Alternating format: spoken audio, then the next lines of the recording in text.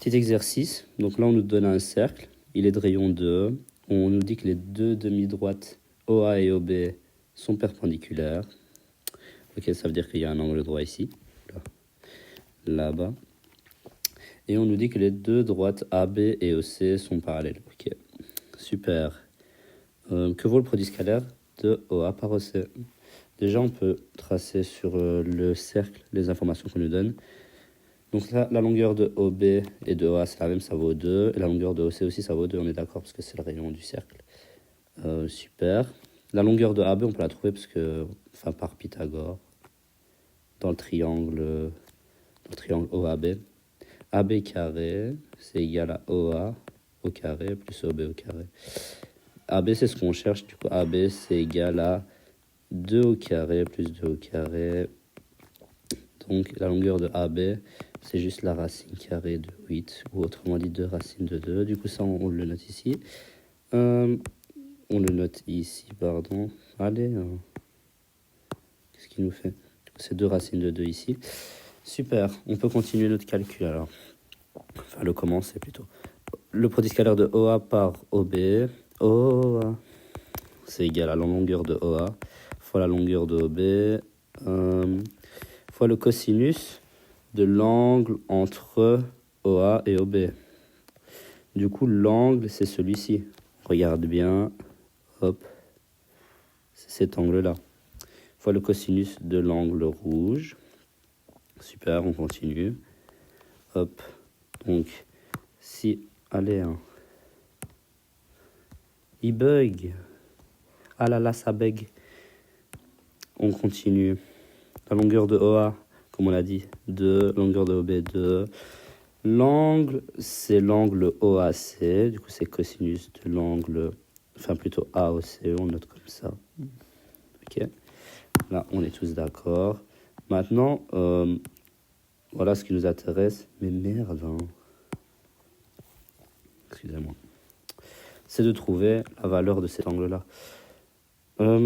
Pour ce faire, je vais tracer un cercle de mon côté. Il ne détecte pas les formes, en plus, c'est super. Hein.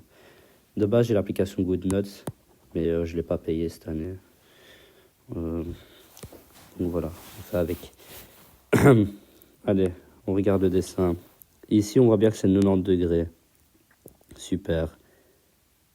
Je vais plutôt faire ici. On est d'accord que ici tu as A, ici tu as B, ici tu as O, et ici l'angle c'est 90 degrés. Super. Et ici tu as une droite. Ok, comme ça. Et tu as C qui est plus loin ici. Et tu as le cercle qui fait ça. Je retrace. On sait que l'angle ici, c'est le même que l'angle là-bas. Et on sait que le tout c'est 180 degrés. On est d'accord vu que c'est... Enfin, on est d'accord plutôt qu'on a cette relation-là. On a que 90 degrés plus 2 fois les angles qu'on ne connaît pas, c'est égal à 180 degrés. Du coup, on a que cet angle-ci, là, il vaut 45 degrés. Du coup, ici, c'est 45 degrés, c'est ça que je voulais dire. Ici, c'est 45 degrés. Donc, on continue notre calcul. Du coup, ici, ça fait 4 cos de AOC. AOC, c'est 90 degrés. Ok, c'est l'angle droit. 90 degrés. Plus les 45 degrés. J'espère qu'on comprend ce qu'on fait ici. Je sais pas si c'est clair. Du coup, on continue. Ça fait 4 fois le cosinus de 135 degrés. Et ici, il faut connaître un peu son cercle trigo. Et normalement, c'est pas... j'espère que ça va. 135 degrés, c'est pi... Allez, c'est combien? C'est 3 pi sur 4. Ouais. Du coup, c'est le 4 fois cosinus de 3 pi sur 4 sur le cercle trigo. Tac, tac. C'est...